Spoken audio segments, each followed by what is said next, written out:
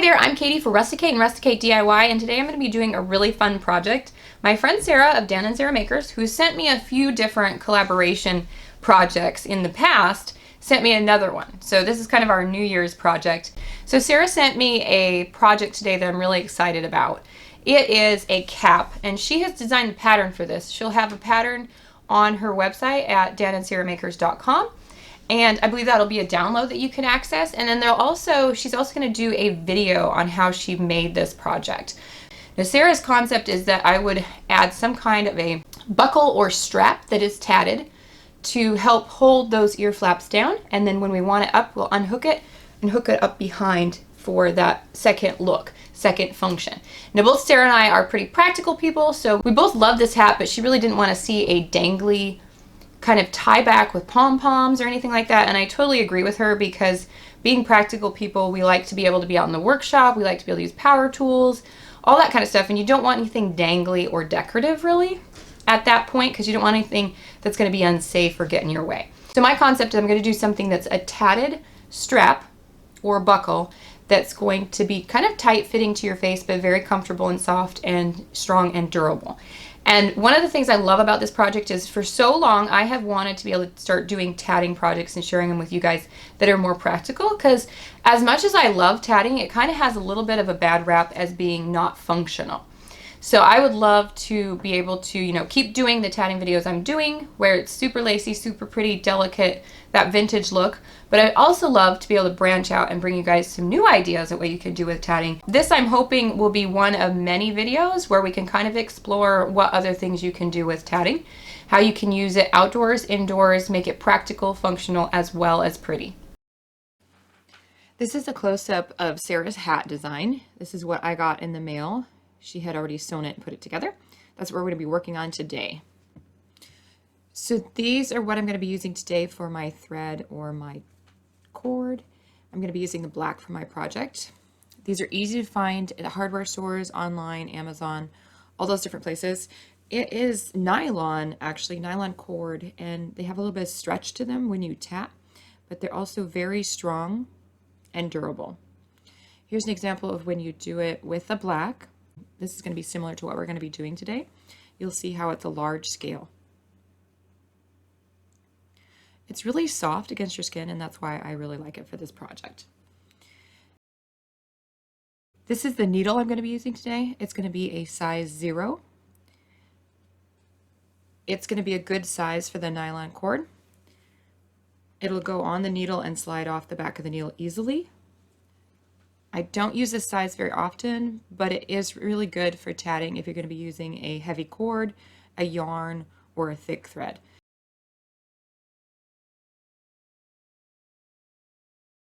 Okay, so I've threaded my needle. Because we're going to be doing the split rings, we're going to be using the thread up very fast from both the thread that goes to the thread ball and the thread tail. So you want to do a really long tail on this project. I would do maybe even like 4 to 5 feet of tail.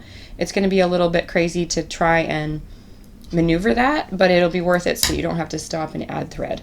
So I'm going to make sure I have a really long tail, and then that thread between where I start my project and my needle is going to be about 2 feet, which is the standard amount. So now at this point, what I'm going to do is I'm going to start my first ring. I'm going to be doing 4 double stitches, 1 picot, and 4 double stitches. Because of the tendency of this kind of string or twine, the nylon in this makes it very stretchy. It's a little larger also, so you want to make sure that you are very gentle and don't put too much tension on it while you're tatting. Otherwise, it's going to be really hard to get off the needle. So just be nice and gentle, and it should slide right off. Alright, so here's 4 stitches. I'll try and stop from time to time and hold it up so you can see, because I know the black is kind of difficult to see when I'm tatting. So there's my 4 stitches, 1 picot, and then 4 more stitches. And you could definitely do this same pattern with a smaller size needle, smaller size thread, and just use it as basically like a frog. And a frog, if you don't know what that is basically, it's like a clasp that you would use to hook a button to. And it's really the exact principle that I'm using for this hat, where you'd have a button attached on one side, and then you would use the thing that you tat, which is called the frog, basically as your buttonhole. So you could do that and use a normal size like 5 needle and your normal like 20 or 10 thread, and that would work just fine. Because we're doing this as a large scale for a hat clasp, I'm using this larger needle and the larger thread. All right, so this is what it looks like at this point, and we're ready to slide it off and close our work. And that actually slid off pretty smooth because of the fact I had such loose tension on it. And again, like, you have to really pay attention to your thread tail on this one, because we do have such a long tail thread. So luckily I don't have that many rings actually, so I can kind of stop and fuss with it a little bit and it won't drive me crazy, because there's not that many to really make. There we go. I like that. And then you're going to tie your knot. And again, the tendency of this thread when you're using it, it's really great to work with, but because it's slippery, the knots don't hold really well. So you want to pull really tight, and maybe even do 2 knots if you're not comfortable with it. At this point, I'm only going to do 1, but definitely when I close my work, I'm going to do at least 2. So that's my first step. Next step is to do a large ring. 5 double stitches. 3, 4, 5. And if at any point this video is moving too fast for you, there is actually an option in the settings on the video player to slow it down or speed it up. So you can really go in there and customize whatever speed you need to learn the best to get the most out of this video. Whether that's making it faster or slower, you can totally do that. We've got the 5 down. Now we're going to join to that loose free picot of the previous ring. I feel like the joining is really hard to see in this black, so I will lift it up and show you once I get there. All right, there we go. So 5 double stitches, 1 join to the previous picot. And then we're going to do 10 double stitches. Again, being like nice and loose.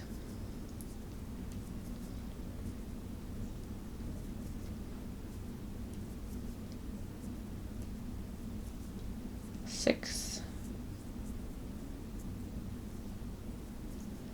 7, 8, 9, and 10. Then we're going to do a picot and 5 more double stitches.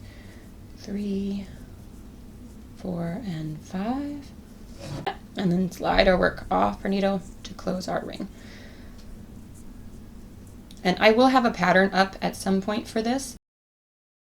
When I first post this video, it'll just be the video and the pattern on the video text. But once I get a chance, I will actually get a pattern that you can physically look at on my website. I'll make a page for this project.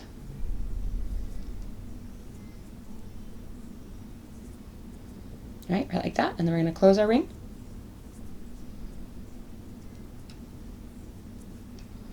Make a knot. Now this will actually be good to show you, because sometimes when you make your picots, they kind of disappear when you pull your tension weird. So if you find it, all you have to do is give it a little tug and it'll stretch back out, because it is there. The tension just has made it slide. Okay, so at this point we have 1 little ring and 1 large ring. We're going to make a duplicate of this one, but on this side. So we're going to do our next ring, which is going to be 4 double stitches,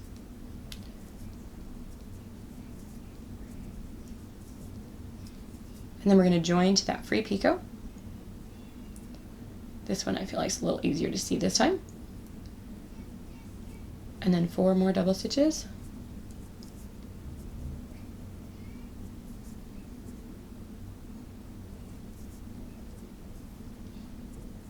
and then we're going to close our work. This is actually a really great project, really great string to use if you're trying to learn to be a little less tense with your tatting, because you're forced to make sure, I'm going to close that and tie it off, make sure that you're doing it loose. Otherwise, you really won't be able to get it off the needle. And when you have it right, it slides off so well. So you can see that starting to take shape.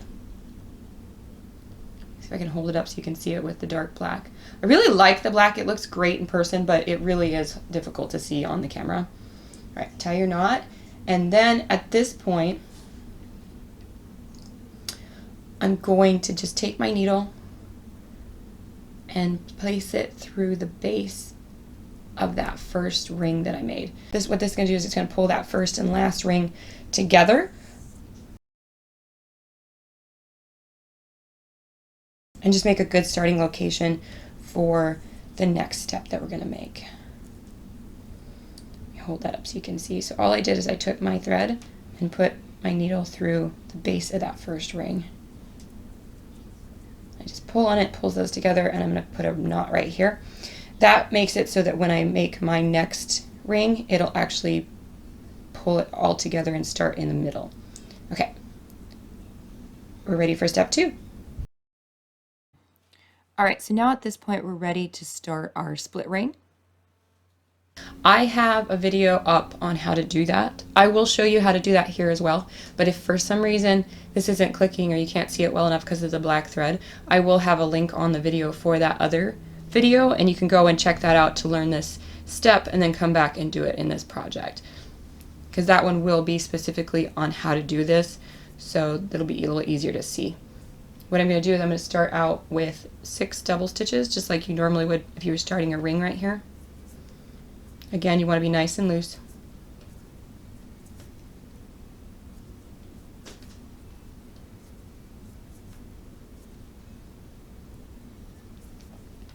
And then this is the tricky part. For our split ring, what we do is you unthread your needle, you turn your work around, completely flipping it around, and then, so this is the actual tip of your needle normally. You can have that going this way, and you're going to tap onto the back of the needle where that eye is. And you're using your thread that would normally go through the eye of the needle. So this is normally your tail thread. You're just going to tat here, and you're going to tat another 6 double stitches, again being loose. 3, 4, 5, and 6. Okay? Then you're going to turn it back around. You're going to rethread your needle.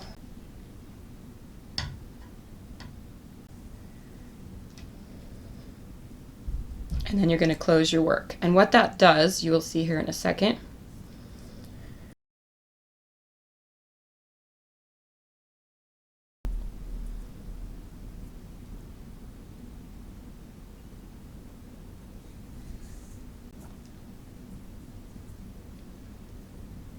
It makes it so you can start here, but when you finish your ring, you actually end up at the top.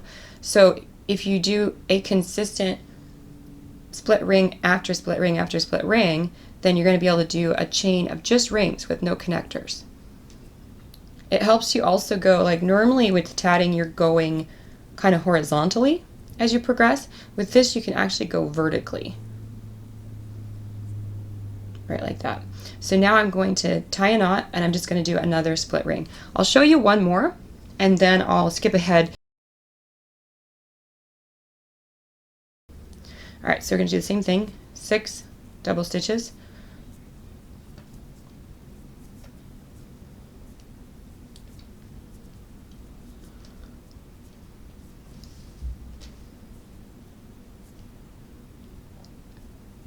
And then we're going to turn it around, get all of our thread on the other side, unthread our needle, and then use that thread that would normally be our tail thread to tat on the side that has the eye of the needle. And this is why you can see now why you need so much tail thread, because you use it much faster doing it this way.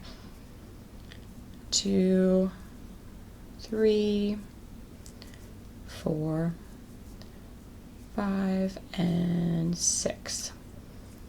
Okay, I've got 6 on each side.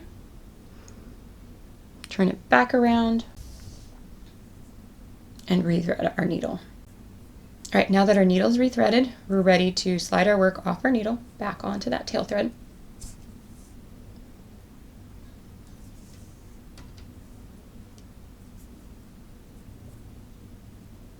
Pull it tight. Make our knot. Okay, so you can see how this is taking shape. And this is going to be the cord that's going to go under our chin. It's really soft. That's why I love actually using this nylon thread or nylon string, is because it's so soft and it works up to be a pretty thick, substantial, strong tatted object. All right, so I'm going to keep going. I'm going to do 4 of these split rings in my case, and then I'll show you the next step. You might want to do more or less depending on how tight or loose you want that chin strap, how much you want as a spacer between the 2 sides of your clasp that you're making. But I'm going to do 4 total split rings, so I'm going to do 2 more, and then I'll come back and show you what that looks like and show you the final step. All right, so here's what it looks like after I have the first part and then the 4 split rings done. Now we're ready to do the last step. We're going to make one really large ring, all double stitches, no picots. So we're just going to do your standard ring starting right here, but we're going to do a count of 20 double stitches. Again, making sure we're doing it nice and loose. 1, 2, 3, 4, 5, 6, 7, 8, 9, 10, 11, 12, 13, 14, 15, 16, 17, 18, 19, and 20.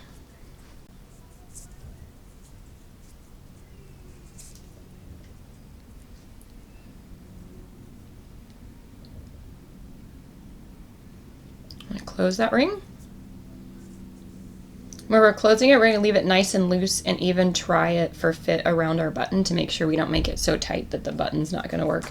But depending on if you do 1.5 inches, 1.25 inches, or like an inch button, you'll want to kind of pull this tight to fit better with one or the other. But I'm going to make it nice and loose, so we'll have some options as to what button size we use. All right, so I'm going to make a knot. This nylon is very interesting when you actually cut it. It tends to fray and pull loose. So I'm going to make several knots. And then I'm going to also leave, when I cut the thread ends, I'm not going to hide them because that doesn't work well for this. So what I'm going to do is I'm going to, like I said, make several knots, pull them really tight.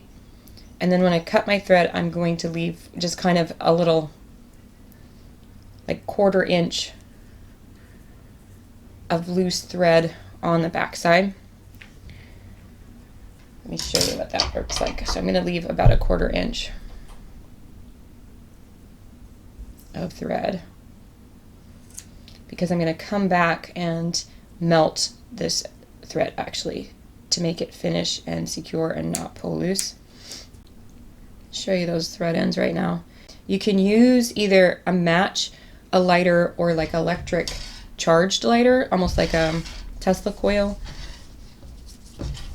for this. I like to use either a match or the electric lighter because it has a little bit more control. It doesn't burn as much. It doesn't seem to be as dangerous to me as using a lighter. In my experience, lighters just don't work well. So let me get that and I'll show you how this works. All right, so this is what it looks like. You charge it by USB.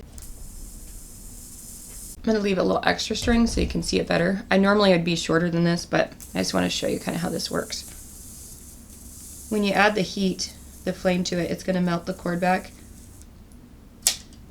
And that's going to not only stop it from fraying, it's also going to kind of lock it in place so it doesn't pull loose. This particular end that I left is more like 1/2 inch, and that's so you can see it better, but you can do less. I would do between 1/2 inch and 1/4 inch. And you just kind of see how it's melting back. You can definitely practice on a piece of string before you do this on your tatting, just so you don't melt too much or burn yourself. right like that. Once it's dry, let me see if I can hold it up. You can see how there's little shiny beads. That's where it's actually dried, melted up against the tatting. Stops it from fraying and secures the knot at the same time. This is similar to what you do if you're doing a project with a nylon or synthetic rope and or like a paracord. All right, so we are all done. This is what our tatted clasp or tatted frog is going to look like. Like I said before, you could make this with a traditional tatting thread and like a size 5 needle. It would totally work. You would have a smaller clasp or smaller frog that you could use for like buttons on shirts and that kind of thing. This would be great not only for hats, but you could make it also for like a clasp for a purse, bags, anything like that. I personally love this. It feels really soft. It looks nice and clean. The detail, like I said before, is a little hard to see with the black on the camera, but in real life, it looks really cute. So I'm going to go ahead and get this ready to attach to the hat. I'll show you how to attach it to the hat, and then I'll show you what it looks like on.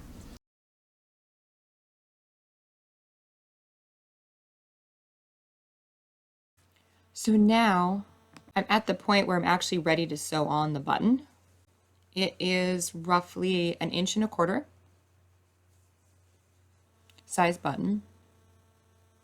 So I would say if you're doing this tatting project with this exact thread, you could do either 1 inch or 1.25 inch button and it would work great. So the only thing different I'm going to be doing in sewing this project that would be different than sewing a normal button is I'm going to put a smaller button underneath. I'm going to use, in this case, one that's about 1/2 inch. I'm going to layer it underneath, and what that's going to do is it's going to give me a little bit of a relief, a little bit of a bump up. So when I actually go to put my tatting on, it'll slip on and off really easy. It'll have some space to sit underneath, so it can be more easily used as kind of a latch or a clasp. Now I'm going to come up with my needle from underneath so the knot doesn't show. I'll thread it through my small button first and then my larger button, and then back down through, passing it through both buttons.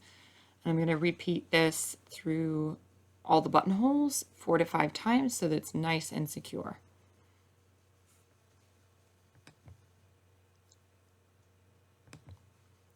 This can be a little tricky the first couple times to get the buttonholes lined up, but once they're lined up, it actually goes pretty easy and pretty fast.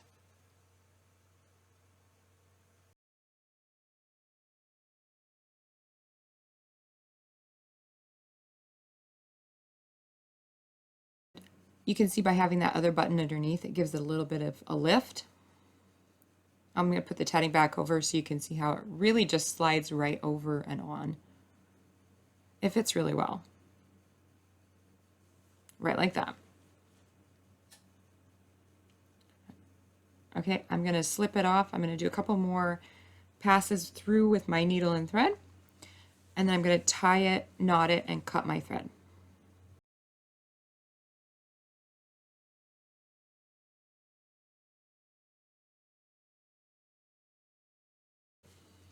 From underneath, it really doesn't show at all. All right, a couple more passes through. All right, I'm tying and knotting off now, and I'm going to go on to the next step.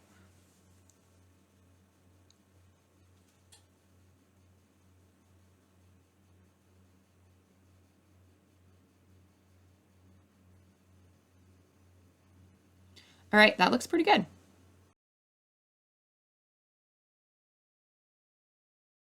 Now we're ready to flip it over and attach our tatting.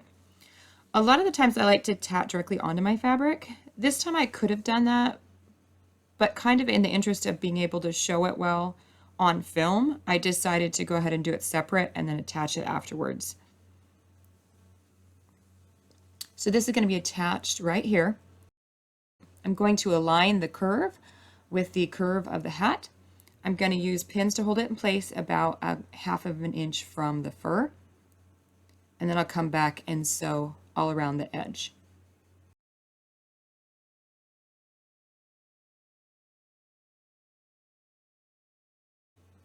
And actually, it's good to pin it and then try it on for size before you stitch it together. All right, so I'm going to just use a normal sewing thread and a small needle. I'm going to start from the back towards the front so I can hide that knot behind the tatting. And then I'm just going to go up and through the outer rim of the tatting stitch. I'm just going to go over the top and down, over the top and down. And then as you rotate your work and secure the tatting to the fabric, you can start to take your pins out. I'm just going to do this all the way around. I'll try and give you a good example. I know it's a little hard to see the black. I'll try and hold it up a little bit closer so you can see it well. I'm really just taking it over the top, through my tatting, and then back up and around again. I'm going to do this all the way around till I get back to the start. And then I'm going to double knot and cut my thread. As long as your thread matches your tatting well, this is really easy and straightforward and goes really pretty fast.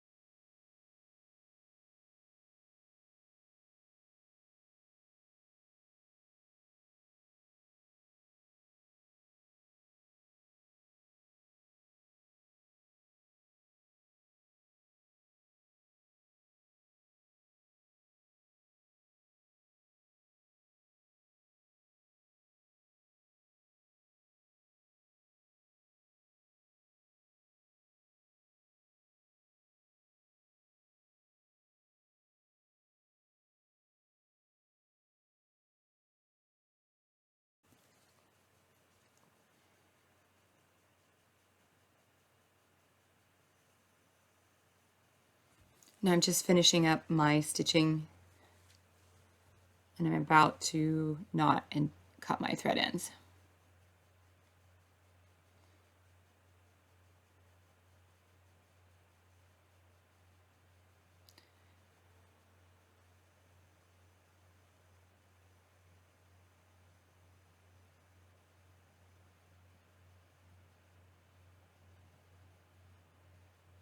Now you can go and stitch this inner area, but it's not necessary. It does help hold it a little bit flatter, but you'd notice at this point that it's pretty sturdy actually, and very secure.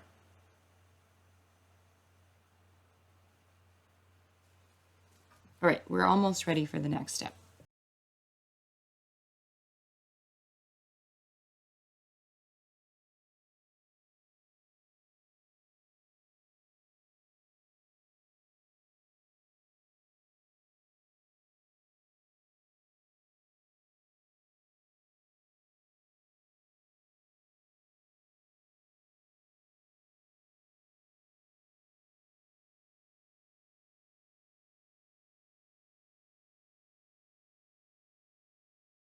All right, so there you have it.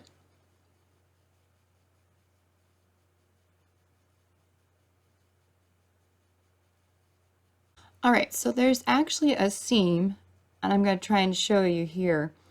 There's a line where Sarah did a basting stitch to kind of adhere that underlining where the fur is. I think in the beginning, Sarah and I were both thinking that I would tat some kind of a band around the outside of the cap, and then I would attach that, and it would either cover the basting stitch or I would remove the basting stitch and replace it with stitching that would attach to my tatted band. But after I actually made the tatted clasp for this project, it is so darn cute that I really hate to do anything else that's going to distract from it. I'm just going to go ahead and do a very light stitch on the inside to attach the lining of the hat on the inside so that it won't show on the exterior, so that you really get to enjoy and appreciate how cute that like pom-pom is on the top, how cute the fur edging, and then the little bit of tatting for the collar clasp. All right, so here's what it looks like all done. And I really, really love this. It's super comfy, and then here's the way it works. Here's my tatting, right like that, and it pulls across and clasps on, right like that. So let me rotate, let me move my stool and I'll rotate for you. So here's what it looks like all around. Very comfy, very warm, very classy. I could wear this, you know, with a sweater and leggings, or I could wear this with my overalls and go outside and work in the woodpile, chop wood, make a project, do the farm animals. It's really like cute. I could wear it to town, or I could wear it for working out in the wood shop. All right, let me show you how it works when I unbutton it. And then I can bring the flaps back up and button it. Do it when it's up, right like that. So this is what it looks like when it's up. I think it's adorable, really cute. And you can see the back view. Again, super comfy, gives you another function for this hat. I really love this hat. Like, I typically am not that much of a hat person. I only have like 2 baseball caps and a stocking cap. But this one I really love. I am totally going to use this the rest of the cold season and then bring it back out next year because it's really comfortable. I'm not just saying that. I really, really love this hat. So I hope you guys will give it a try. I hope you'll, you know, make one for yourself, make one for gifts, but you should make one for yourself because this is very, very nice. Really love this hat. Good job, Sarah. Thank you so much for joining me. I hope you really enjoyed this project, and if you did, make sure and subscribe if you haven't already, and hit that notification bell so you get notified of all new content. Make sure and give a like, comment, share, all those things. They really help me stay encouraged to keep making new videos. I will see you again next time. Bye!